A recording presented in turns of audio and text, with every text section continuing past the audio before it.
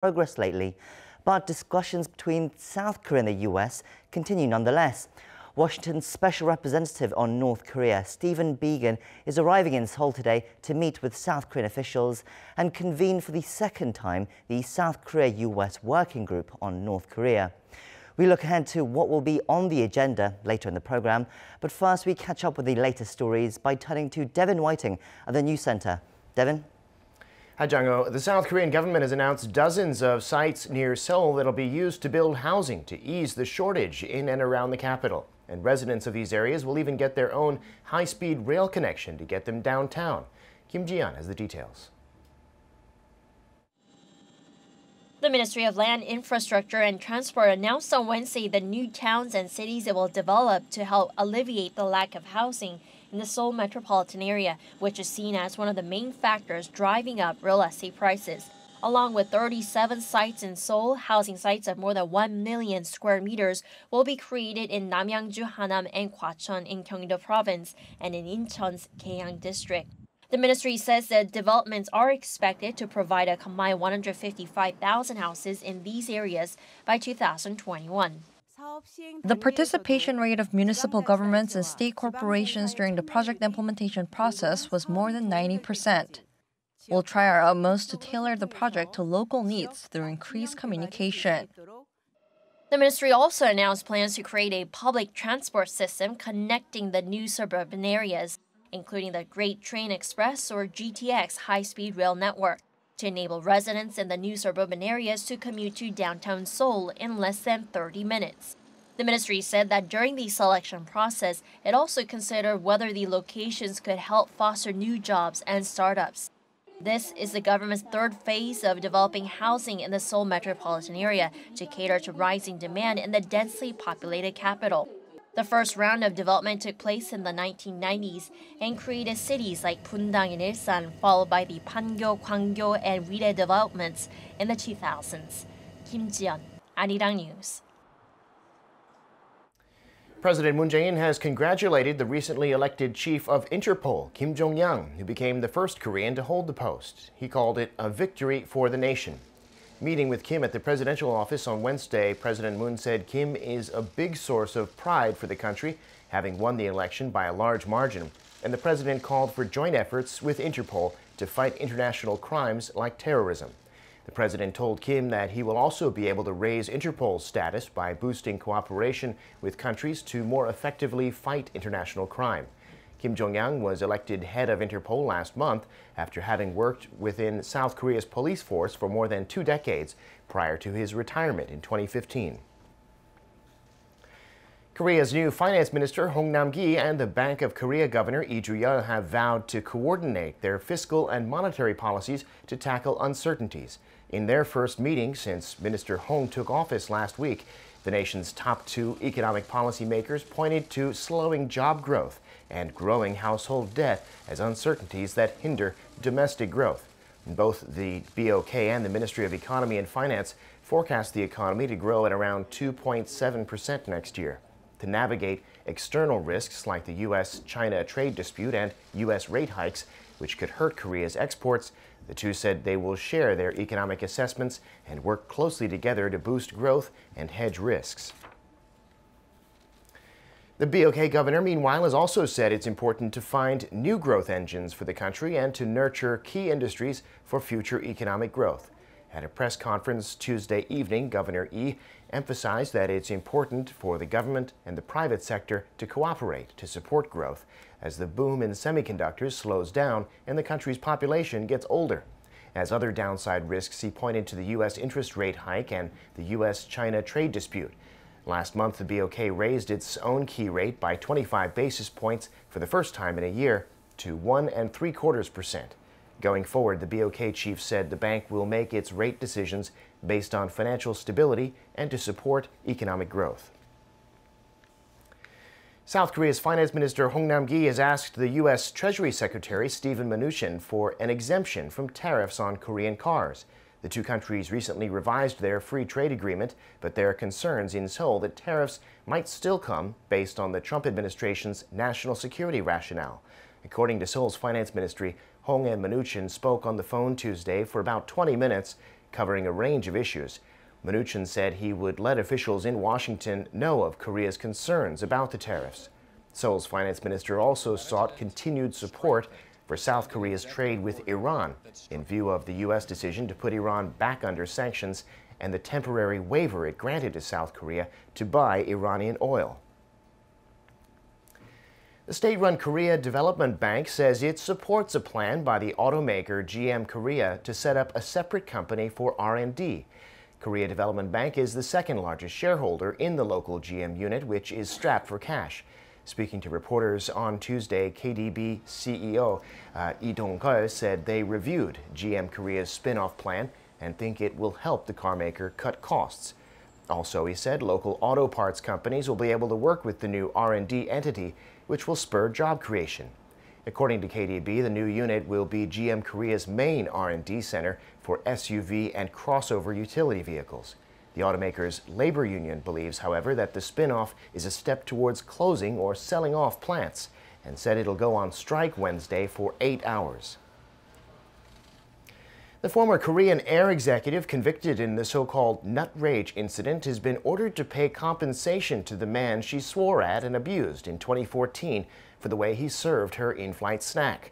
The Seoul Western District Court ruled today in a civil lawsuit that former Korean Air VP Cho Hyun-ah has to pay some $18,000 to former chief cabin manager Park Chang-jin for physical and psychological distress.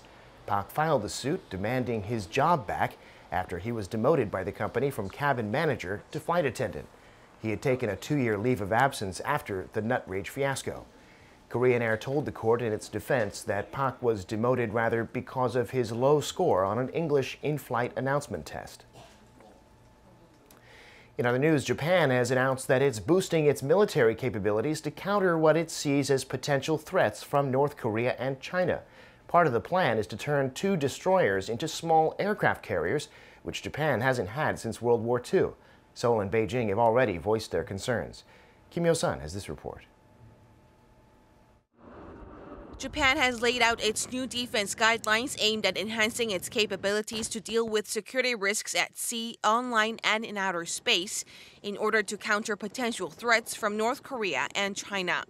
To this end, the cabinet of Prime Minister Shinzo Abe approved on Tuesday to spend over $240 billion on national defense over the next 5 years. This is about $17 billion more than Japan spent on defense during the past 5 years. The medium-term defense program will deal with national security circumstances that involve Japan and identify defense capabilities which need to be strengthened. The new guidelines also include plans to upgrade its largest destroyer Izumo into a de facto aircraft carrier, yet use it not as an, quote, offensive aircraft carrier, which Tokyo cannot possess under its post-war defense-only national policy. Following Japan's decision, South Korea and China responded by raising concerns.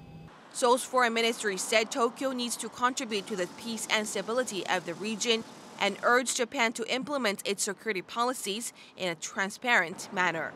China expressed strong disappointment and objection, saying the new guidelines make groundless and irresponsible accusations against Beijing.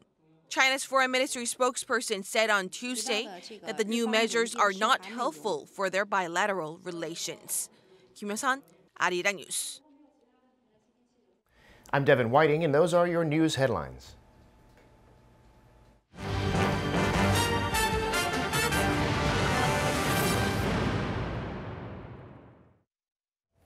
Seoul's nuclear envoy, Lee Do-hun, will be meeting with his US counterpart Stephen Biegun this week, as well as holding their second North Korea working group meeting. It comes as denuclearization negotiations between North Korea and the US has seen a concerning lack of progress in recent months.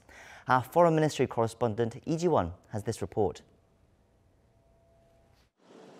Upon arriving in South Korea on Wednesday afternoon, U.S. Special Representative for North Korea Stephen Biegun will meet with Seoul Special Representative for Korean Peninsula Peace and Security Affairs Lee Do-hun on Thursday. This time, the 2 nuclear envoys will be first meeting as the delegates of the 6-party talks, discussing the results of recent contacts between Pyongyang and Washington, as well as strategies on the nuclear issue for next year. On Friday, they will meet again, this time as the heads of the South Korea-U.S. Working Group on North Korea. This is the second time the group is meeting face-to-face, the first time being last month when Lee visited Washington. As the group covers various issues surrounding the Korean peninsula, the meeting will be divided into 2 sessions, according to a South Korean official at the Foreign Ministry. The first session will cover issues regarding North Korea's denuclearization negotiations, and the second one will be on the inter-Korean exchanges and working within the sanctions framework.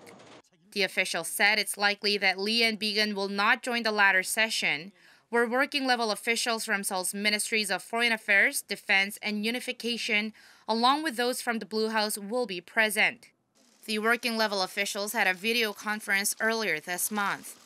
The group aims to meet face-to-face once a month and hold a video call in the middle to check progress.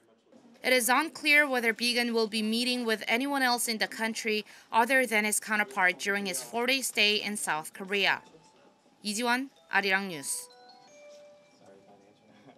For more now, we have with us Professor Min Jong-hun from the Korea National Diplomatic Academy. Thank you for coming on the show today. Yeah, my pleasure. So Biegun is in Seoul and will be meeting with Lee Do-hun. There are also set to be another round of South Korea-US working group meetings on North Korea. What do you think will be the main agenda for these talks? Well, as we saw from the briefing, Steve Biegun is the special representative of envoy, specializing in deal with North Korean issues. So in this meeting, I expect that Steve Biegun and his counterpart Lee Do-hun, they are going to talk about the North Korean issues, and specifically, I expect that they first talk about they try to review the current situations surrounding North Korea and just exchange their opinions about what's going on with North Korea, because the inter-Korean relations and the North Korea-US relations. So each party has talked with North Korea, so they exchange their opinions that how North Korea feels about the current situation and how the US feels about the current situation, and the same thing for South Korea. So after exchanging their opinions about the North Korean issues, and they are expected to talk about how they would go through the current stalled situation. So currently, the South Korea is trying to go through the current situation in terms of developing inter-Korean relations, like including the holding the grounding the ceremony for the modernization and the correction of the inter-Korean railways on the December 26th, next week. And the U.S. is a little bit worried about whether such kind of a ceremony would violate the UN the Security Council, the resolution or the sanctions on North Korea. So I think that the two sides would talk about that kind of things, and but mostly they are focused on how they could push North Korea to change its attitude, and how the Chairman Kim would make a big decision to denuclearize his country. You've mentioned there briefly about the sanctions. That's perhaps the most sensitive topic that is perhaps on the table this time. We talked about you talked about the upcoming groundbreaking ceremony for the rail and road reconnection project. From what I understand, the US has already given their green light to the groundbreaking ceremony, but it's what comes afterwards that they're concerned about, it seems. I mean, do you think they will discuss about sanctions relief after that, or is that too soon, do you think, for this week's meeting? Well, we need to wait and see, because as I mentioned, the U.S. is still worried about the possibility that the ceremony, or more broadly, that project, the railway project, could violate US the sanctions against North Korea, and more importantly, the U.S. is still concerned about the possibility that improvement to the inter-Korean relations could go too fast, faster than the North Korea-U.S. relations. So the South Korea and U.S. would talk about that kind of possibility, or the pace in terms of the two countries, the two relations.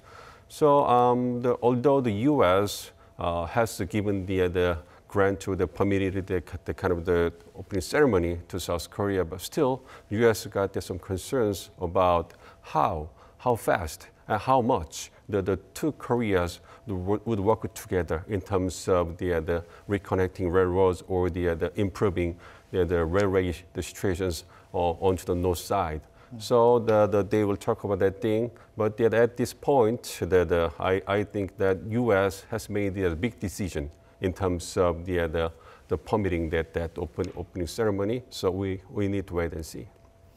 I mean, but they've given the green light to this opening ceremony, but that means it's just the opening ceremony. They're not actually doing a groundbreaking, really, as such. They're not going to start construction, really.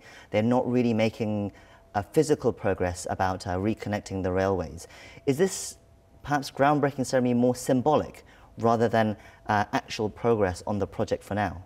Yes, I also think that it could be the symbolic rather than doing something about the construction, because the progress in terms of that project could make some progress only after North Korea denuclearizes itself a little bit. And only after U.S. and the international community, they agree that U.S. has made significant progress in denuclearizing itself, then we could see a real progress in terms of the railway, the project. From that, actually, the U.S. State Department also made a comment about the sanctions on North Korea just yesterday. They said that sanctions will remain in place in North Korea until North Korea finally and fully denuclearizes its regime. But it also did stress that sanctions would be lifted immediately, pretty much as soon as denuclearization is achieved. And he also said communication with North Korea is still ongoing. But I mean, what do we make of that kind of comment? Do you really think, like, are they trying to? Is the U.S. still trying to convince North Korea to come back to negotiating tables? Is that how we should see it? Well, I think so, because still the North Korea and U.S. are talking about the North Korea's new denuclearization and the U.S. corresponding measures about that. But they still have some kind of gaps, opinion gaps, in terms of who comes first, who go first. So what the U.S. wanted to say in terms of the lifting sanctions after the denuclearizing North Korea means that it wants to push North Korea to do something. So Chairman Kim need to do something before the U.S. would offer some kind of the benefits in terms of relieving sanctions, not the lifting sanctions. So the U.S. reaffirmed that the lifting sanctions could be followed only after North Korea completes its denuclearization. But during the process, there is still a possibility that U.S. would relieve sanctions according to the level of the denuclearization measures that North Korea would take. So before they're making big progress, U.S. again push North Korea to make a big decision to the Chairman Kim. So the U.S. has got the unchangeable position about the sanctions. So only after North Korea completes its denuclearization, then U.S. could lift the sanctions. Let me go back to Stephen Biegun. He's in Seoul at the moment. In the past, every time recently anyway, every time a U.S. official comes to Seoul, there's always rumors about him or her visiting Panmunjom to hold perhaps a secret meeting with North Koreans at the border village.